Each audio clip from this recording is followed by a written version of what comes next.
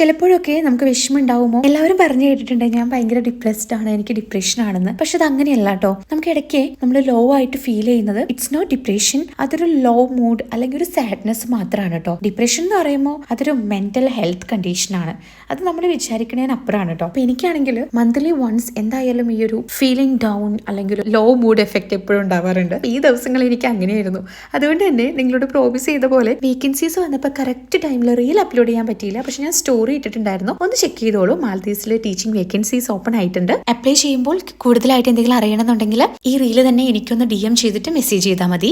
നമുക്കിന്ന് സ്കൂളിലൊരു പാർട്ടി ഉണ്ട്. അപ്പൊ നമ്മൾ ഡിസേർട്ട് പ്രിപ്പയർ ചെയ്യാണ്. നല്ല ചോക്ലേറ്റ് കേക്കും വിപ്പിംഗ് ക്രീമും ഒക്കെ വെച്ചിട്ട് നല്ല അടിപൊളി ഡിസേർട്ടാണ് കേട്ടോ പ്രിപ്പയർ ചെയ്യുന്നത്. ഈ ഓവർ തിങ്ക് ചെയ്യുന്ന സമയത്ത് നമുക്കറിയാം അങ്ങനെ ചിന്തിക്കരുതെന്ന്, എന്നാലും നമ്മൾ അറിയാണ്ട് അങ്ങനെ ചിന്തിച്ചു പോകില്ലേ.